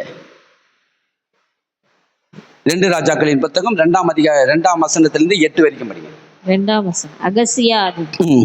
அகசியா சமரியாவில் இருக்கிற தன் மேல் வீட்டிலிருந்து படிங்க. அதான் கிரதியின் வழியாய் விழுந்து வியாதிப்பட்டு இந்த வியாதி நீங்கி பிழைப்பானா என்று எக்ரோனின் தேவனாகிய பாகால் சேபுவிடத்தில் போய் விசாரியுங்கள் என்று ஆட்களை அனுப்பினான். கர்த்தருடைய தூதன் திஸ்பியனாகிய எலியாவை நோக்கி, நீ எழுந்து சமரியாவருடைய ராஜாவின் ஆட்களுக்கு எதிர்பட போய் இஸ்ரவேலிலே தேவன் இல்லை என்றா நீங்கள் எக்ரோனின் தேவனாகிய பாகால் சேபுவிடத்தில் விசாரிக்க போகிறீர்கள். இது நிமித்தம் நீ ஏறின கட்டிலிருந்து இறங்காமல் சாகவே சாவா என்று கர்த்தர் சொல்லுகிறார் என்பதை அவர்களுடைய சொல் என்றான். அப்படியே எலியா போய் சொன்னான். அந்த ஆட்கள் அவனிடத்திற்கு திரும்பி வந்தபோது, நீங்கள் திரும்பி வந்தது என்ன என்று அவன் அவரிடத்தில் கேட்டான். அதற்கு அவர்கள், ஒரு மனுஷன் எங்களுக்கு எதிர்பட்டு வந்து, நீங்கள் உங்களை அனுப்பின ராஜாவிடத்தில் திரும்பி போய் இஸ்ரவேலிலே தேவன் இல்லை என்றால் நீங்கள் எக்ரோனின் தேவனாகிய பாகால் சேபுவினிடத்தில் விசாரிக்கப் போகிறாய். இது நிமித்தம் நீ ஏறின கட்டிலில் இருந்து இறங்காமல் சாகவே சாவா என்று கர்த்தர் சொல்லுகிறார் என்பதை அவனோடே சொல்லுங்கள் என்றான் என்று சொன்னார்கள். அப்பொழுது அவன் அவர்களை நோக்கி, உங்களுக்கு எதிர்பட்டு வந்து இந்த வார்த்தைகளை உங்களிடத்தில் சொன்ன மனுஷன் எப்படிப்பட்டவன் என்று கேட்டான். அதற்கு அவர்கள், அவன் மயிர் உடையை தரித்து வார் கச்சையை தன் அறையிலே கட்டி கொண்டிருந்தான் என்றார்கள். அப்பொழுது அவன் திஸ்பியனாகிய எலியாதான் என்று சொல்லி போதும். பாருங்க என்ன நடந்தது பார்த்தீங்கன்னா, அகசியா என்கிற ராஜா யார் பார்த்தீங்கன்னா, ஆகாப் என்கிற ராஜா குறித்து கேள்விப்பட்டேன் இல்லையா? ஆகாப் என்கிற ராஜா, எசபேல் ஆகாப் ராஜா. அந்த ஆகாப் என்கிற ராஜா செத்த உடனே அவனுடைய மகனாகிய அகசியா ராஜபாரத்தை உண்டாக்கி அவன் ராஜாவா இருக்கிறான். பாருங்க, அவன் ராஜாவா இருக்கும்போது அவன் மேலேருந்து கீழே விழுந்துட்டான். மேல் வீட்டிலேருந்து. எல்லாரும் கவனிங்க, ரொம்ப பிரயோஜனமா இருக்கும் உங்களுக்கு. ஏன்னா இவன் நல்லா ஆண்டவரை பற்றி நல்லா தெரியும். ஆண்டவரை பற்றி நல்லா தெரிஞ்சு ஆண்டவர் எல்லாவற்றிலும் இஸ்ரவேல் ஜனங்களுக்கு எல்லாவற்றிலும் இது வரைக்கும் வழிநடத்தி வந்தார். அவங்க அப்பா காலத்தில் அப்பாவுக்கு எப்படிலாம் இதுவாக இருந்தார். அப்பா வந்து அவன் பாகாலை சேவிக்கும் போது ஆண்டவர் வந்து அந்த இடத்துல அநேக காரியங்களை சொல்லி இதெல்லாம் பண்ணதெல்லாம் நல்லா தெரியும். இஸ்ரவேலின் தேவனாகிய கர்த்தர் தான் தெய்வம் என்பது தெரிஞ்சும் இவன் பண்ண காரியத்தை பாருங்க, கர்த்தர் அதுதான் எது பார்க்குறாரு. அதெல்லாம் பார்த்துக்கின்னு ஆண்டவருக்கு கோபம் மூட்டும் போது ஆண்டவரால் என்ன பண்ண முடியல பார்த்தீங்கன்னா, இப்படி நான் வழி நடத்தியும் இந்த ஜனங்கள் நம்மளை விட்டு பின்வாங்கி போகும்போது ஆண்டவருக்கு ரொம்ப வேதனையாக இருக்குது பாருங்க. இந்த அகசியா ராஜா என்ன நடந்தது பார்த்தீங்கன்னா, இவன் காலகட்டத்தில் ராஜாவாக இருக்கிற காலகட்டத்தில் மேல் வீட்டிலேருந்து கீழே விழுந்துட்டான். கீழே விழுந்து பலத்த அடிபட்டு போச்சு பாருங்க. பலத்த அடிபட்டு படுத்த படிக்க ஆயிட்டான். படுத்த படிக்காயி காலப்போக்கில் அநேக வைத்தியர்களை வைத்து பார்த்துருப்பான். வைத்தியர்களால் யாராலையும், ஏன்னா இவன் ராஜா, எத்தனை வைத்தியர்கள் வந்திருப்பாங்கன்னு நமக்கு கொஞ்சம் யோசித்து பார்த்தோன்னா, எந்தெந்த ஊர்லலாம் வைத்தியர் இருக்கிறாங்களா எல்லா வைத்தியர்களும் வந்து இவனை என்ன பண்ணுறாங்க, வைத்தியம் பார்க்குறாங்க. வைத்தியம் பார்த்து இவனை குணமாக்க முடியல. இவன் விழுந்த இதுல பலத்த அடிபட்டு மரண படிக்க ஆயிட்டான் பாருங்க. என்னவாயிட்டான்? மரண படிக்க ஆயிட்டான். இவன் பேர் வந்து அகசியா ராஜா. இந்த அகசியா ராஜா மேலேருந்து வீழ்ந்து மரண படிக்காயி சுகமடையாம படுத்த படிக்கா இருக்கான். இவன் என்ன பண்ணான், இனி மனுஷரால முடியாதது தெரிஞ்சு போச்சு, நான் இனிமேட்டு வந்து கடவுள் தான் இந்த என்ன பண்ணணும், சுகமாக்கணும் சொல்லி இவன் என்ன பண்ணான், ஆட்களை சேவகர்களை கூப்பிட்டு எக்ரோனுக்கு அனுப்புறான். எக்ரோன் என்கிற ஊருக்கு அனுப்புறான். பக்கத்தில் இஸ்ரவேலுக்கு அண்ணாண்ட ஒரு ஊர் இருக்குது. அந்த ஊரில் ஃபுல்லாக விக்கிரகம். அந்த விக்கிரக தெய்வம் எது பார்த்தீங்கன்னா பாகால் என்கிற கடவுள் தான் மெயினான கடவுள் என்று சொல்லி அந்த ஊர் ஜனங்க வணங்குறாங்க. அதை யார் வணங்குனா, இவங்க அம்மாவுடைய எசபேல் இருக்கிறாங்களே, அவங்க அம்மாவுடைய குலதெய்வம் அது பாகால் என்கிறது. அவங்க வந்து எல்லாரும் அவங்களுடைய இதெல்லாம் இறந்துட்ட உடனே இந்த என்ன பண்ண, அந்த தெய்வத்தை வணங்கத்துக்கு கேட்குறான். ஆட்களை அனுப்பி நீ எக்ரோனுக்கு போ, எக்ரோனில் போயிட்டு பாகாலுடைய தெய்வத்துக்கிட்ட போயிட்டு, நான் பிழைப்பேனா பிழைக்க மாட்டேனா, படுத்த படிக்கா இருக்கிற நான் இனி நீ கட்டிலேருந்து பிழைப்பேனா பிழைக்க மாட்டேனான் என்று சொல்லி கேட்டுக்கணுவான்னு சொல்லி அனுப்புறான். எங்க அனுப்புறான்? எக்ரோனுக்கு என்ன தெய்வத்தை விசாரிக்க பண்ணிடுவான், பாகால் என்கிற கடவுள்கிட்ட போய் கேட்டுக்கணுமா. அங்க பூசாரிங்க இருப்பாங்க, பாகாலுடைய தீர்க்கதரிசிங்க இருப்பாங்க, துறவிங்க இருப்பாங்க. அவங்க இடத்துல போயிட்டு நீ போயிட்டு என்ன பண்ண, நீங்க போயிட்டு விசாரிச்சுக்கணும் வாங்கன்றான். கர்த்தர் இதை கவனித்துக்கு இருக்கிறார். கர்த்தர் கவனித்துக்கு இருந்து ஒரு தேவதூதனை கீழே அனுப்புறாரு வீட்டுக்கு. எங்க அனுப்புறாரு? பூமிக்கு அனுப்பி எலியா இதான் எலியா கடைசி ஒழியம், எலியாவுடைய ஒழி தான். எலியா கடைசியா முடிக்கிற ஒழியம் இதுதான். கடைசியா தேவனுக்கு ஊழியம் செய்து முடிக்கிற ஸ்டேப்பர் க்ளோஸ் இதோட எலியாவுடையது. எலியா கிட்ட ஒரு தேவதூதனை அனுப்புறாரு கர்த்தர். தேவதூதன் வந்து, எலியாவே நீ புறப்பட்டு சீக்கிரமா போ, புறப்பட்டு சமாரியாவுக்கு போ. சமாரியா தான் தலைநகரம், இஸ்ரவேலுக்கு தலைநகரம் எருசலேமு சமாரியா. சமாரியாவுக்கு நீ போ. சமாரியாவை வழியா ராஜாவுடைய ஆட்கள் எதிர்க்க வழியில வருவாங்க. அங்க போயிட்டு இஸ்ரவேலிலே தேவன் இல்லை என்றா எக்ரோனில் இருக்கிற பாகாலை விசாரிக்கிறதுக்கு அவன் ஆட்களை அனுப்புறான். இஸ்ரவேலிலே தேவன் இருக்கிறார் என்பதை அறிந்தும் இப்படிப்பட்ட காரியத்தை உன் ராஜா செய்யறாரு, தேவன் இல்லையா, இஸ்ரவேலில் இருக்கிற தேவன் உங்களுக்கு கடவுளா இல்லையா, அவரை விட்டுட்டு எக்ரோனுக்கு அனுப்புறாரு. அதனால தேவதூதன் எலியா கிட்ட சொல்றாரு, நான் கர்த்தர் சொல்றத நான் உங்களுக்கு சொல்றேன், அப்படியே போயிட்டு அந்த வழியில வர ஜனங்கள் இடத்துல போயிட்டு சேவகர் இடத்துல போயிட்டு நீ இதை சொல்லு, இஸ்ரவேலிலே தேவன் இல்லையா என்று கேளு. கேட்டுட்டு எல்லாம் அறிஞ்சும் எக்ரோனுக்கு உன் ராஜா அனுப்புறான். அங்க போயிட்டு நான் சுகமாகனா சுகமாக மாட்டேனான்னு விசாரிக்கிறதுக்கு ஆள் அனுப்புறான். அதனால நீ இந்த வார்த்தையை சொல்லு, நீ கட்டிலிருந்து இனி இறங்குவதில்லை, சாகவே சாவாய், கர்த்தர் சொன்னார் என்று இதை போய் சொல்லுன்றார். பாருங்க, அவன் படுத்த படிக்கா இருக்கான், கட்டில் மேலே தான் இருக்கான், படுத்த படிக்கா. கர்த்தர் சொன்னார் என்று போய் சொல்லு, இனி நீ கட்டிலிருந்து இறங்குவதில்லை, சாகவே சாவாய் என்று கர்த்தர் சொன்னார்ன்னு சொல்லு. அதே மாதிரி போய் எலியா போயிட்டு வழியில எக்ரோனுக்கு போறவங்களை வழி மடக்கி எலியா போய் சொல்லிட்டாரு. தேவதூதர் சொன்ன வார்த்தையை அப்படியே எலியா போய் சொல்லி, இந்த ஜனங்க எக்ரோனுக்கு போல, இந்த சேவகருங்க எக்ரோனுக்கு போறவங்க திரும்பி வந்துட்டாங்க. திரும்பி வந்தவொடனே ராஜா என்ன சொல்லி அனுப்பிச்சாரு, நீங்க சீக்கிரம் போய் விசாரிச்சுக்கணும் வாங்க, நான் பிழைப்பேனா. இவங்க திரும்பி போயிட்டாங்க. திரும்பி போன உடனே ராஜா கேட்கிறான், 5ஆம் வசனம் படிக்கிற பாருங்க. அந்த ஆட்கள் அவனிடத்துக்கு திரும்பி வந்த போது, நீங்கள் திரும்பி வந்தது என்ன என்று அவன் அவர்களிடத்திலே கேட்டானாம். அதற்கு அவர்கள், ஒரு மனுஷன் எங்களுக்கு எதிர்பட்டு வந்தான், நீங்கள் உங்களை அனுப்பின ராஜாவிடத்துக்கு திரும்பி போய், இஸ்ரவேலிலே தேவன் இல்லை என்றால் நீ எக்ரோனின் தேவனாகிய பாகால் சேபாவிடத்திற்கு விசாரிக்க போகிறாய். இது நிமித்தம் நீ ஏறின கட்டிலிருந்து இறங்காமல் சாகவே சாவா என்று கர்த்தர் சொல்லுகிறார் என்பதை அவனோடு சொல்லுங்கள் என்றான் என்று சொன்னார்கள்.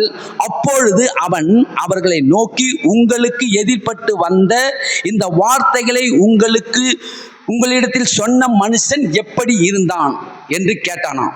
அதற்கு அந்த மனுஷன் எப்படி இருந்தான் என்று விவரித்து சொல்றாங்க. அதற்கு அவர்கள், அவன் மயிரோடைய தரித்திருந்தான், வர்க்கச்சையை தன் அறையிலே கட்டி கொண்டிருந்தான் என்றார்கள். அப்போது அவன் திஸ்பியனாகிய எலியாத்தான் என்று ராஜா அறிந்து கொண்டானான். தெரியுது இவனுக்கு, எலியா தீர்க்கதரிசி இஸ்ரவேலுக்குள்ள தேவனும் எலியாவை கொண்டு அநேக அற்புதங்களை அதிசயங்களை செய்தாரு என்பது, எலியா இருக்கிறார் என்கிறதும் அந்த ராஜாவுக்கு தெரியுது. இந்த ஜனங்க போய் சொல்றாங்க, எங்களுக்கு எதிர்பட்டு ஒரு மனுஷன் வந்தான், நீ எழுந்திருக்கவே மாட்டியான், படுத்து படிக்க இந்த கட்டிலே தான் இருப்ப, இதுல இருந்து எழுந்திருக்காமல் நீ சாகவே சாவா என்று கர்த்தர் சொன்னார் என்று அந்த மனுஷன் சொன்னார். சரி, அந்த மனுஷனுடைய அடையாளத்தை கொஞ்சம் சொல்லுங்க. அந்த மனுஷன் எப்படி இருந்தானா, உடல் முழுவதும் மயிருடைய தரித்திருந்தான். என்ன உடைய தரித்திருந்தானா? மயிர் உடை. அவர் போட்டு கொண்டிருந்தது மயிர் உடைய போட்டிருந்தார். அவர் இடுப்பில் அறக்கட்சியை கட்டி கொண்டிருந்தார். அந்த மனுஷனுடைய அடையாளத்தை சொல்றாங்க. ஓ, அவன் எலியா தான், திஸ்பியனாகிய எலியா. பாருங்க, நம்ம சாதாரண எலியா தானே சொல்றோம். திஸ்பியனாகிய எலியா ஒரு பேரு, முழு பேரையும் தெளிவா சொல்றான். திஸ்பியனாகிய எலியா தான் என்று சொல்லி ராஜா அறிந்து கொண்டான். பாருங்க, கர்த்தருக்கு எந்த அளவுக்கு தேவனை நம்பாத பட்சத்தில், ஏன்னா இவங்க இஸ்ரவேலின் ஆபிரகாமுடைய உடன்படிக்கை மனுஷன். இவன் ஆபிரகாமுடைய உடன்படிக்கை சுதந்திரவாளி. இவங்கெல்லாம் நல்லா தெரிஞ்சுங்க. ஏதோ புறஜாதி மனுஷன் இயேசுவை பற்றி தெரியாது, உண்மை இல்லையா? இயேசுவை பற்றி நிறைய பேர் புறஜாதிக்கு தெரியாதனால தான் இதுக்கெல்லாம் ஓடிக்கிட்டு இருக்காங்க. தெரிஞ்சிருந்தா உடனே என்ன பண்ணுவாங்க, ஆண்டவரோடு. ஆனால் இவன் புறஜாதியான மனுஷன் இல்லை, ஆபிரகாமின் உடன்படிக்கையின் மனுஷன். எல்லாம் கர்த்தருடைய ஆசீர்வாதத்துக்கெல்லாம் சுதந்திரவாளியான இந்த ராஜா என்ன பண்ணான் பார்த்தீங்கன்னா, எக்ரோனுக்கு அனுப்புறான். அந்த கடவுள்கிட்ட போய் விசாரிக்கும்படி அனுப்புறான். அந்த கடவுள்கிட்ட போறதுக்குன்னே ஆண்டவர் கேட்டு கவனித்து ஒரு தேவ தூதனை அனுப்பி இந்த வார்த்தையை சொல்லி அனுப்புறாரு. ஏன் இது உங்களுக்கு நான் சொல்றேன், இந்த உலகத்துல வேதிப்பட்டு படுத்த படிக்காத இருக்கிறவங்க கோடிக்கணக்கான பேர் இருக்கிறாங்க, பயங்கரமா இருக்கிறாங்க.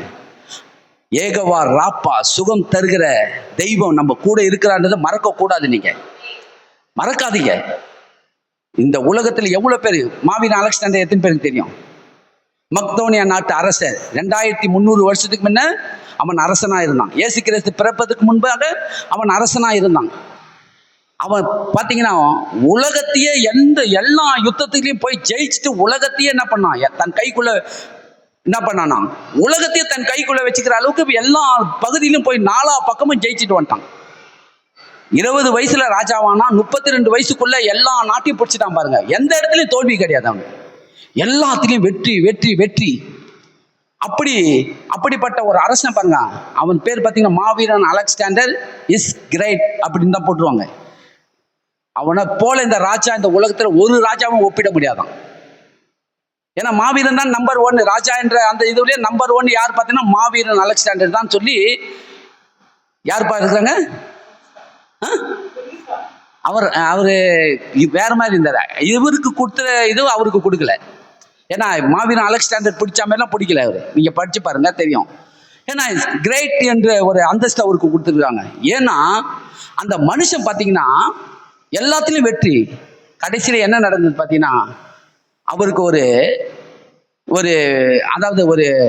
காச நோய் உண்டாகி படுத்த படிக்க ஆயிட்டாரு.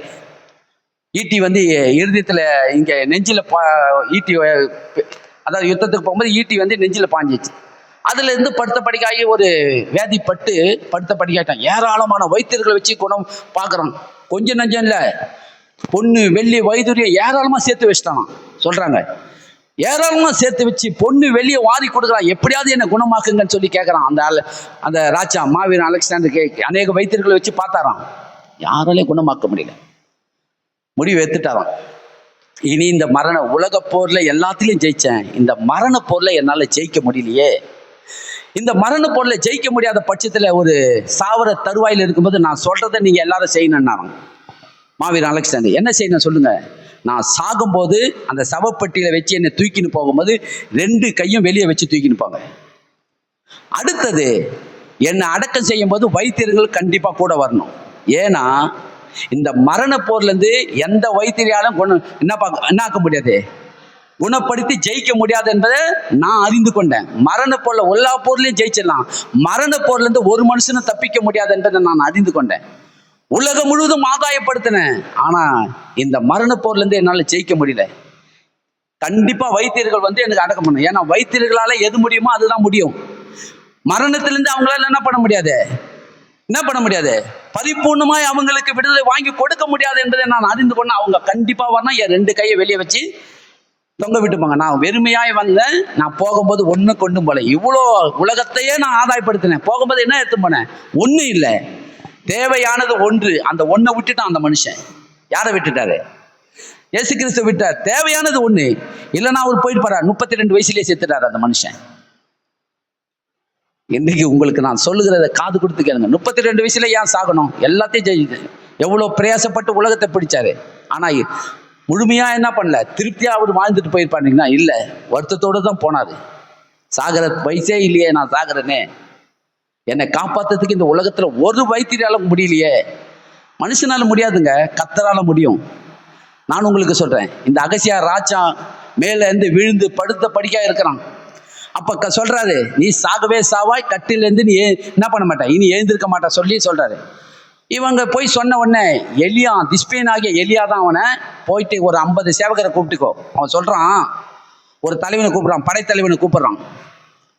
படைத்தலைவனை இங்க வா, ஒரு 50 சேவகரை கூட்டுன்னு போயிட்டு அவன் பருவத்துக்கு தேவ பருவதமாகி அந்த மலையில இருப்பான் எலியா, போயிட்டு அங்கிருந்து போய் கூட்டுக்குவான்னு சொல்லி 50 சேவகர்களும் ஒரு படைத்தலைவனும் புறப்பட்டு போறாங்க.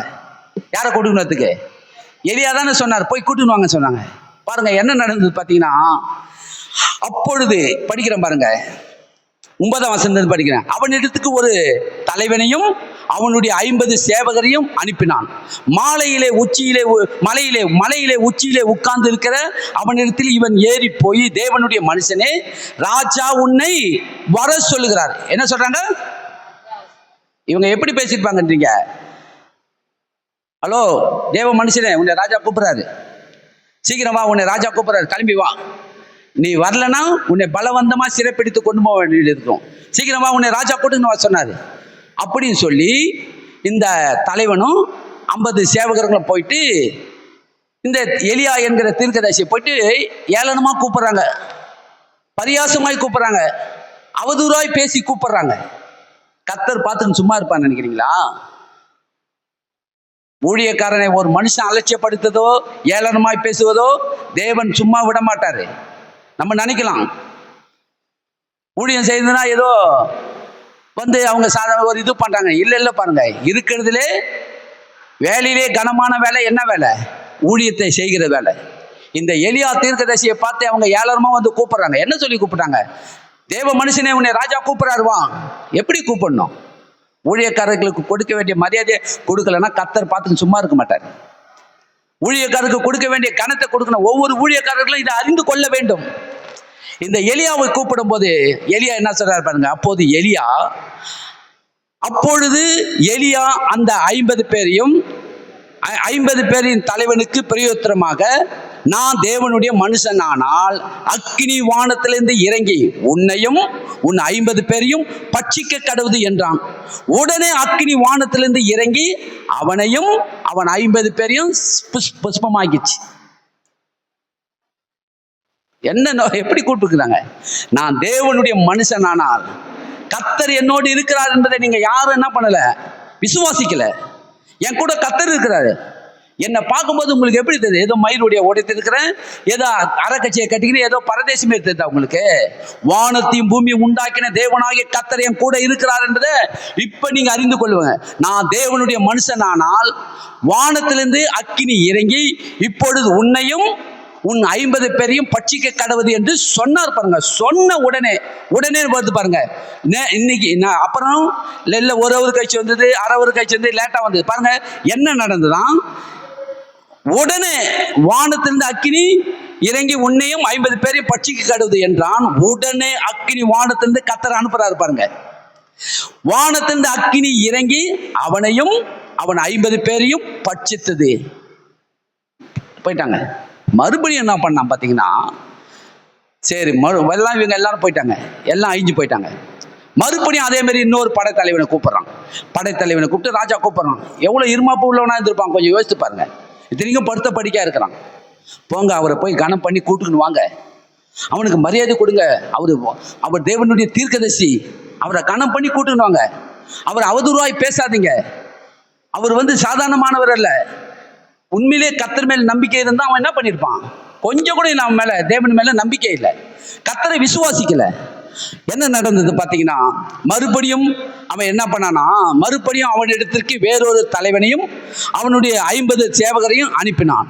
இவனும் அவனை நோக்கி என்ன பண்ணானா, தேவனுடைய மனுஷனே, ராஜா அவனை சீக்கிரமாய் கூப்பிடுறா, சீக்கிரமா.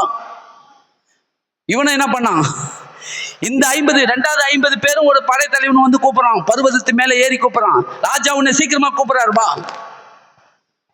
இவனும் அதே சேட்டையை தான் பண்ணியிருக்கிறான். உடனே என்ன நடந்தது, நான் சொல்றாரு பாருங்க, எலியா அவர்களுக்கு பிரயத்தனமாக, நான் தேவனுடைய மனுஷனானால் அக்கினி வானத்திலிருந்து இறங்கி உன்னையும் உன் 50 பேரையும் பட்சிக்க கடுவது என்றான். உடனே தேவனுடைய அக்கினி வானத்திலிருந்து இறங்கி அவனையும் அவன் 50 பேரையும் பட்சித்தது. இதெல்லாம் பார்க்கும்போது உங்களுக்கு எப்படி தோன்றுது? நீங்கள் ஆராதிக்கிற தேவன் ஒரு நாளும் உங்களை என்ன பண்ண மாட்டாரு, அர்த்தவன் பேசுற அளவுக்கு விட மாட்டாரு. அர்த்தவன் ஏளனமாய் பேசி அவதூறாய் பேசி உங்களை அலட்சியப்படுத்துவார்கள் என்று சொன்னார், கர்த்தர் பார்த்துட்டு சும்மா இருக்க மாட்டாரு. தேவனுடைய அக்கினி வானத்திலிருந்து இறங்கி அவனையும் 50 பேரையும் பட்சித்தது. மூன்றாவது இன்னொரு குரூப் வருது. அந்த குரூப் என்ன பண்ணிச்சு பாருங்க. அந்த குரூப் திரும்பவும் 3ஆம் தரம் ஒரு தலைவனையும் அவனுடைய 50 பேர் சேவகரையும் அனுப்பினான். இந்த 3ஆம் தலைவன் இவன் பார்த்தீங்கன்னா, இவன் நல்லா அறிஞ்சிக்கலாம். அந்த மனுஷன் என்ன பண்ணானா, ஏறி வந்த போது எலியாவுக்கு முன்பாக முதல்ல என்ன பண்ணானா, முழங்கால் படியிட்டு அவனை வேண்டிக் கொண்டு, தேவனுடைய மனுஷனே, என்னுடைய பிராணமும் உமது அடியானாகிய இந்த 50 பேரின் பிராணமும் உமது பார்வைக்கு அருமையா இருப்பதாக. இதோ அக்கினி வானத்திலிருந்து இறங்கி முந்தின 2 தலைவனையும் அவருடைய 50 பேர் சேவகர்களையும் பட்சித்தது. இப்பொழுது என்னுடைய பிராணமும் உமது பார்வைக்கு அருமையா இருப்பதாக. அப்போது கர்த்தருடைய தூதன், கவனிக்கிறீங்களா, தாழ்மையாய் கர்த்தருக்கு கொடுக்க வேண்டிய மரியாதையும் கனத்தையும் கொடுத்து அவனை என்ன பண்ணனா, முழங்கால் படியிட்டு கேட்கும் போது என்ன நடந்த, தேவ தூதன் இறங்கி வந்துட்டாரு. அப்பொழுது கர்த்தருடைய தூதன் எலியாவை நோக்கி, அவனோடு கூட போ, இறங்கி போ, அவனுக்கு பயப்படாதே என்றான். அப்படியே அவன் எழுந்து அவனோடு கூட ராஜாவிடத்துக்கு இறங்கி போய் அவனை பார்த்து போயிட்டான். ராஜா கிட்ட இறங்கி போயிட்டான். 3வது படைத்தலைவர் என்னாச்சு, கொடுக்க வேண்டிய மரியாதையை கொடுத்தாங்க, கொடுக்க வேண்டிய கனத்தை கொடுத்தாங்க. என்ன பண்ணாங்க, தாழ்மையாய் தன்னை தாழ்த்தி கர்த்தரை நோக்கி என்ன பண்ணாங்க, பணிந்து கொண்டாங்க. கர்த்தர் ரொம்ப நல்லவர், இரக்கமுள்ளவர், மனதுருக்கமுடையவர். தேவனுக்கு எதிர்த்து நிற்கிறவன் ஒருவன் என்ன பண்ண முடியாது. பெருமை உள்ளவனுக்கு தேவன் எதிர்த்து நிற்கிறாராம். தாழ்மை உள்ளவனுக்கு தேவன் என்ன பண்றாரு, தாழ்மை உள்ளவனுக்கு தேவன் என்ன தர்றாரு, கிருபை அளிக்கிறாரு. பெருமை உள்ளவனுக்கு தேவன் என்ன பண்றாரு, அவர் எதிர்த்து நின்னா என்ன பண்ண முடியும், அவ்வளவுதான், போக வேண்டியதுதான், சாம்பலா ஆக வேண்டியதுதான். அப்படிதான் அந்த பேர் வந்தாங்க. இன்றைக்கு உங்களுக்கு நான் சொல்லுகிறேன், என் தேவனாகிய கர்த்தரை நம்பி அவரை சார்ந்து வாழ்கிற நீங்க கவலையே படாதீங்க. இந்த உலகத்தில் எப்படிப்பட்டவர்களும் உங்களை என்ன பண்ண முடியாது, மேற்கொள்ள முடியாது, உங்களை எதிர்த்து நிற்க முடியாது. சும்மா இருங்க, கர்த்தர் பார்த்துப்பாரு. மற்றதெல்லாம் என்ன பண்ணணுமா, சும்மா இருந்து பாருங்க, அப்புறம் அவர் பார்த்துப்பாரு. அது என்ன நடக்குது பாருங்க.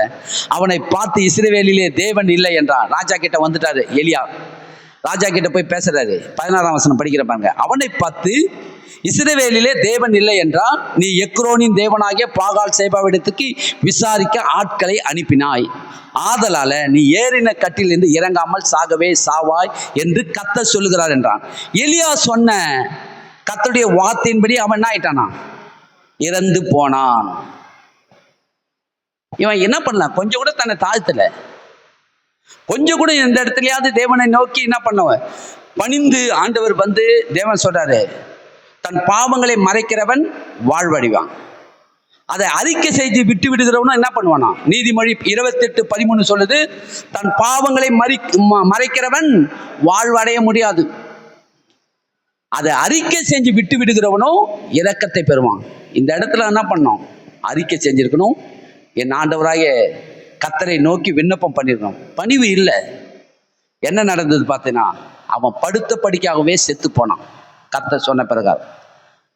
அப்ப நீங்க எப்படி இருக்கணும்? இதெல்லாம் பார்க்கும்போது நம்ம ஆண்டவர் எப்படிப்பட்டவர் என்பதை உறுதியாய் பற்றி கொண்டு வாழ்கிறதுல எப்படி இருக்கணும்? உறுதியா இருக்கணும். ஆழமாய் அவரை பற்றி கொண்டு வாழ்வீர்கள் சொன்னா எந்த இடத்துலையும் கர்த்தரை விட மாட்டார். தேவனால் கூடாதது ஒன்றுமே இல்லை. சுகமா இருக்கணும், ஆசீர்வாதமா இருக்கணும், அப்புறம் சமாதானமா இருக்கணும், சந்தோஷமா இருக்கணும். இது எல்லாம் கர்த்தர்கிட்ட இருக்குது. சந்தோஷம் அவரால் கொடுக்க முடியும், சமாதானம் அவரால் கொடுக்க முடியும், பரிபூர்ணமான சுகம் அவரால் கொடுக்க முடியும், பரிபூர்ணமான ஆசீர்வாதம் அவரால் கொடுக்க முடியும். அவரால் கொடுக்க முடியாதது ஒன்றும் இல்லை. நீங்க எங்கேயும் அவரை விட்டுட்டு வேற யாருக்கிட்டையும் போயிடாதீங்க. இந்த அகசியா ராஜா பண்ணா மாதிரி நம்ம என்ன பண்ணக்கூடாது? ஒரு காலமும் பண்ணாதபடிக்கு காத்து கொள்ளுங்க. உங்ககிட்ட தான் இருக்குது. இந்த இடத்துல போதிக்கிறேன், போதிச்ச மட்டும் நான் அடுத்தது உங்க குடும்பத்தில் நான் என்ன பண்ண முடியும்? கர்த்தரை நம்பி வாழ்றீங்களா? கர்த்தரை கை கொள்றீங்களா?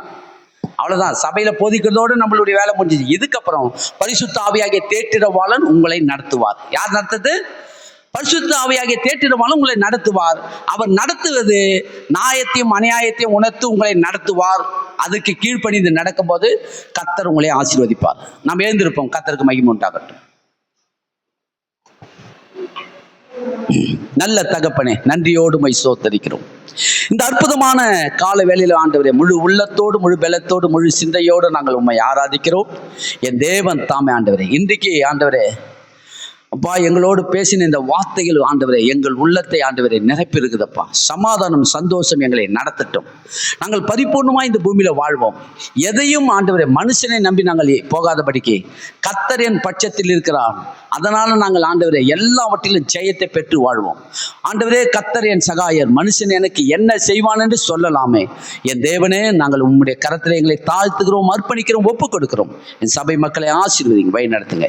இயேசுவின் நாமத்தில் ஜெபிக்கிறோம் எங்கள் ஜீவனுள்ள நல்ல பிதாவே, ஆமென். என் ஆத்துமாவே கர்த்தரை ஸ்தோத்திரி, என் முழு உள்ளமே பரிசுத்த நாமத்தை ஸ்தோத்திரி. என் ஆத்துமாவே கர்த்தரை ஸ்தோத்திரி, கர்த்தர் செய்த சகல உபகாரங்களை மறவாதே, ஆமென். கர்த்தரை நம்பி நாம் வாழ்வோம் சொல்லுங்க.